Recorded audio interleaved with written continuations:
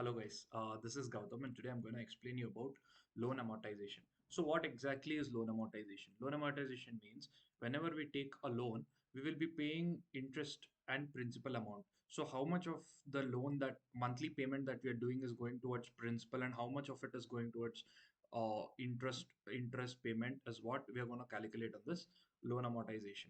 So let's kick our calculations off. So I have assumed that the maturity term is 30 years. And just let's assume that we have taken a house in Hyderabad, Bangalore, or one of the major Indian cities. It costs a lot. So let's assume that we have taken a loan of 1 crore rupees with a maturity of 30 years and at an interest rate of 6%, which is somewhat the interest rates that we get in our country at this point in time. So let's do loan amortization schedule to better understand how much we are paying every month and all of the other details. So let's get started. So what is the number of payments here? So number of payments here would be for 30 years, we are taking the loan and we're going to pay the loan every month, correct? EMI. So it would be this cell, maturity cell, into 12 because each year has 12 months. So 360 is the amount of months, is the total months that we pay our loan for. Okay, so next we have to calculate the monthly rate. So 6% is the loan for, well, interest rate per year. So per month, how much is it coming? So what we do is we take equal to this interest rate would be divided by 12. Okay, then we get 0.50. This is percentage.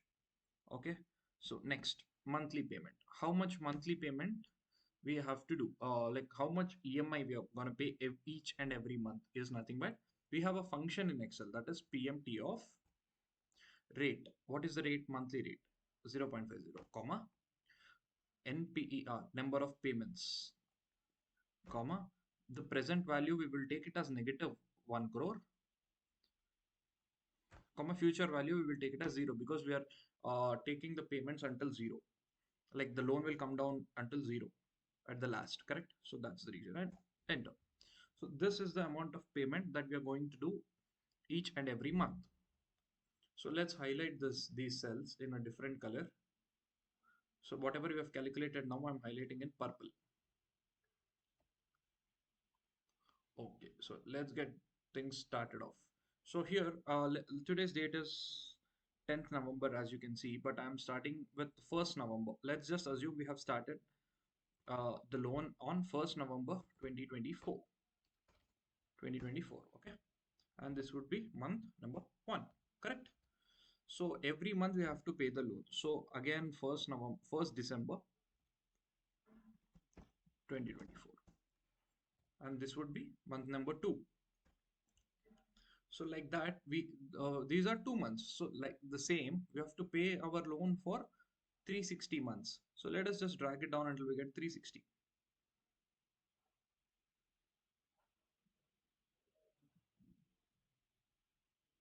Okay, this is 360. Fine. So as you can see, we are getting our loan until 2054. So each and every month, as expected, it's completing on October of 2054. Quite a long time. So, okay. So let's get started off with amortization calculations. So what is the principal amount? The principal amount is this one, correct? 1 crore. So we're taking this equal to B4. And what is the interest?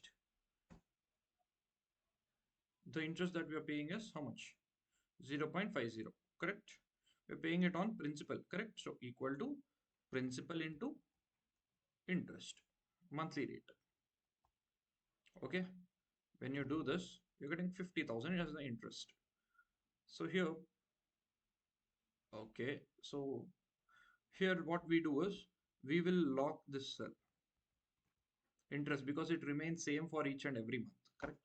So we will lock this cell, so when we drag it down, we will the value won't change. Next, payment. So how much monthly payment did we do? What is a monthly payment? This is the monthly payment, correct? And we will log this as well.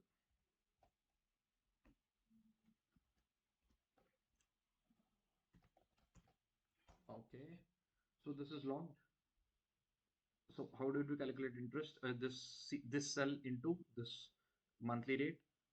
Monthly payment is logged. So how much principal did we actually pay? It's like how much payment we did minus how much interest we paid. Correct? So this is the principal amount that we have paid. This is the principal amount we have paid. So how much principal amount is remaining to be paid is the principal minus the principal paid. So this much, so we have paid 50,000 interest for this particular principal with the EMI of 59,955.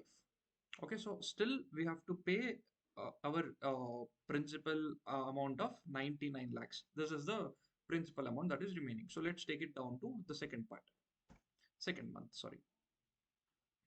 We can just equate to this.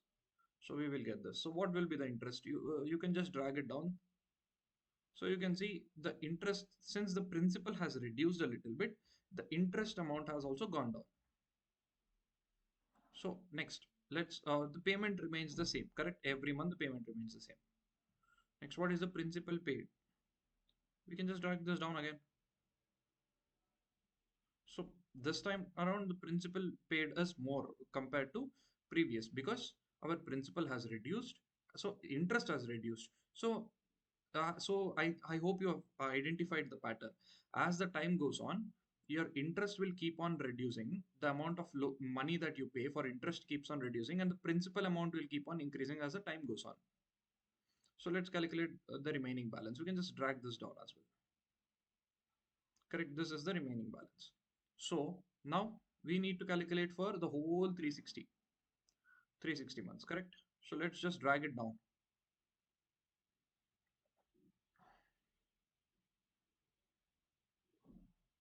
You see at the end, 0 came. So our calculation is correct.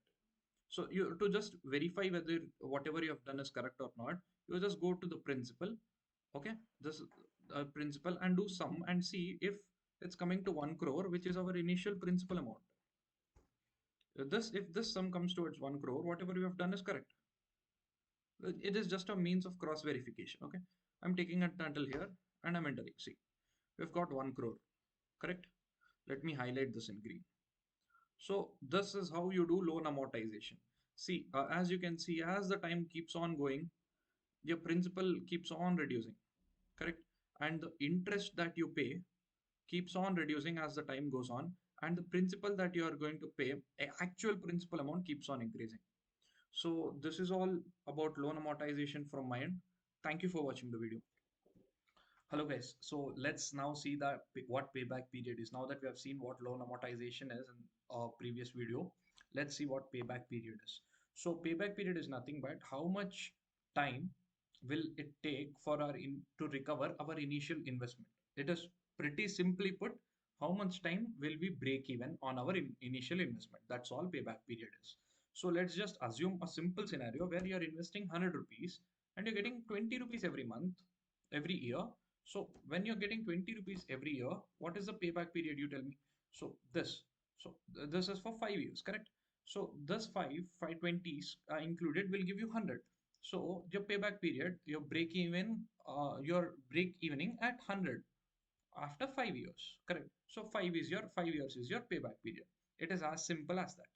So now let's just do the calculation for more complex things. So let's just say you have invested 4 lakh rupees in a particular business, correct? So since you have invested it, you will take it as negative and we will take it as year zero. Okay. And we are getting a cash flow of 90,000 rupees every month, every year, correct? Okay, let's just take it in rupees so that it would be more, what do you say, relatable. Okay, so you're getting 90,000 rupees every year. And let's just say that we have 6 years. Okay, so now you're getting uniform cash flow of 90,000 on the business that you've invested 4 lakhs in. Okay, I know it's very difficult to get 90,000 from a 4 lakh rupee investment, but still, let's just assume this other hypothetical scenario, correct? So now let's just try and calculate the remainder. So for the first initial thing, for year zero, it will be the same as cash flow. Okay. Sorry, I've done a spelling mistake here. It's cash flow. Okay. So next, what is the for the first year? How much would be the reminder after you're getting 90,000 rupees? So this plus this. Okay. So this is the reminder. Like that, when you drag this down, you would get. Okay. So this is the fifth year is where your value reminder is turning positive. In the sense, this is where you're actually turning profitable. So what the thing is, you're getting profits, you're getting break even somewhere in between fourth and fifth year, correct? So how to exactly calculate that, I will tell you. So that value you would get by payback period goes equal to, so 4, correct? 4, sorry, okay, let's not take okay, let's take 4 plus, what you do is you want a positive value after 4, so you would take minus of this value divided by the next cash flow period, correct? Okay, when you do this, you're getting, this is not in rupees, okay, this is 4.44 is the number. So this is the 4.44 years. 4.44 years is the amount of time that you're taking to get back your initial investment, or 4.44 is where you're breaking even.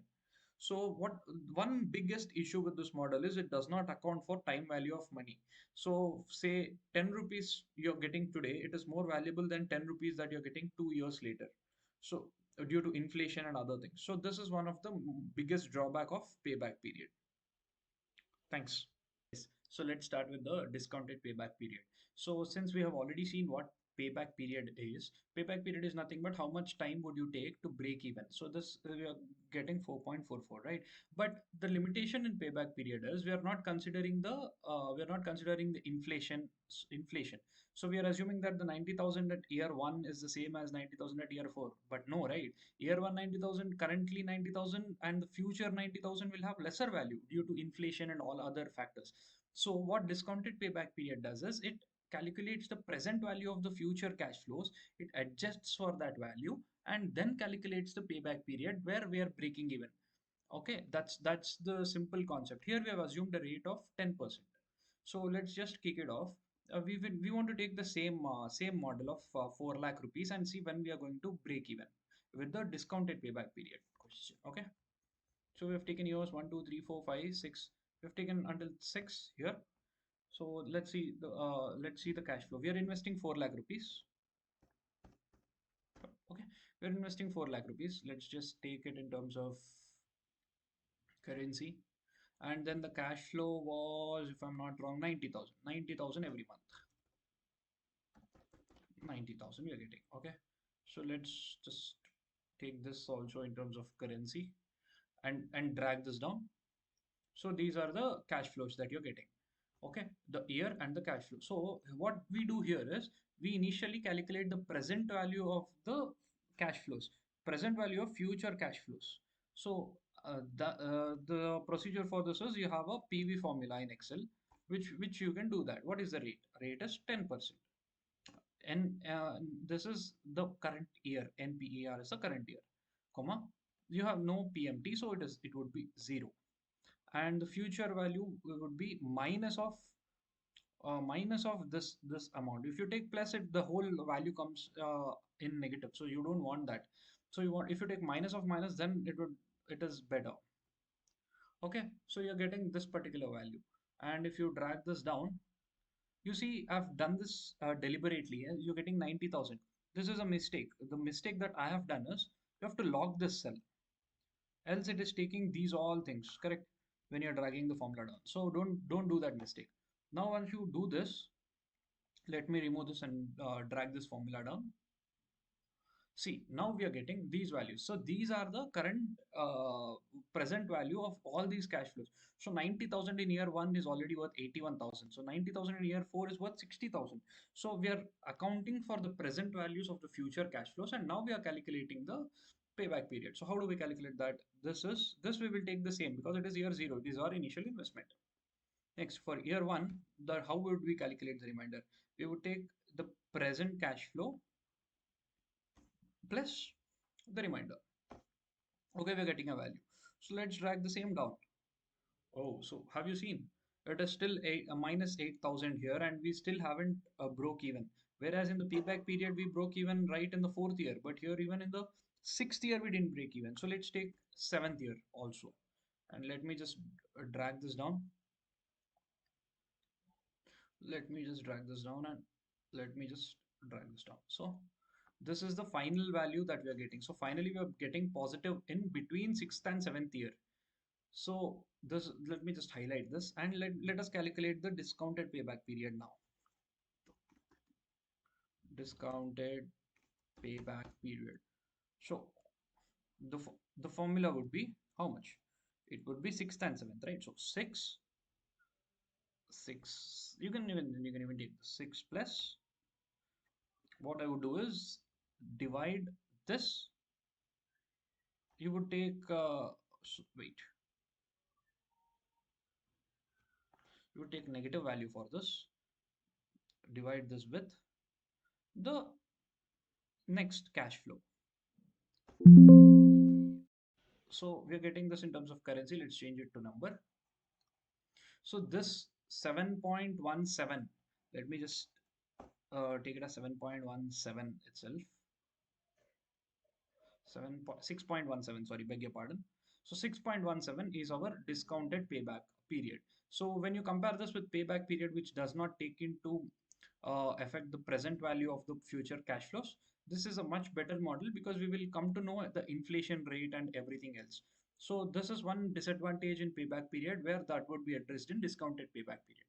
So that's all for this video. Thank you. Hello guys. So let's start with IRR. So IRR means IRR is the discounted rate at which the NPV is equal to zero.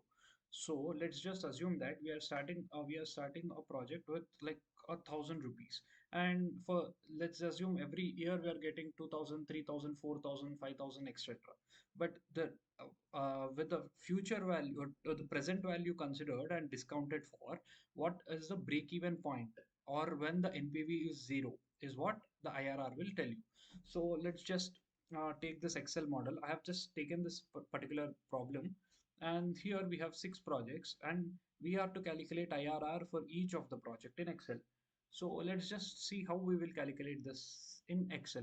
So here we have taken up with the cash flows are negative cash flows. Like these are the investments, 5 lakhs, 5 lakhs, 5 lakhs, 5 lakhs, and this is 10 lakh, sorry, 10,000 rupees investment. So let's just calculate IRR now. So we have a formula in Excel which is simply IRR, and you just select all these cells. So this will give you 7%. So if you just drag this here, this will give you the IRR of each and every project. So got it. So next, I just one important thing to remember when you're calculating IRR in Excel. IRR definitely needs a negative value in the range. See, for example, if you're giving this as a positive value, it will throw you an error. You see, it has thrown you an error. So always remember, whenever you're doing these things in Excel, you need to put negative value for IRR. One negative value is a must. Got it? So now let's calculate the IRR.